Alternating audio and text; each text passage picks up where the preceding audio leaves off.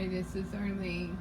So this is the bottom of my crisper. I always line it with Scotch towels, but what they did is they got some of my green chili, like this one from Trader Joe's, and some of my red chilies and probably some other stuff, and just poured it out.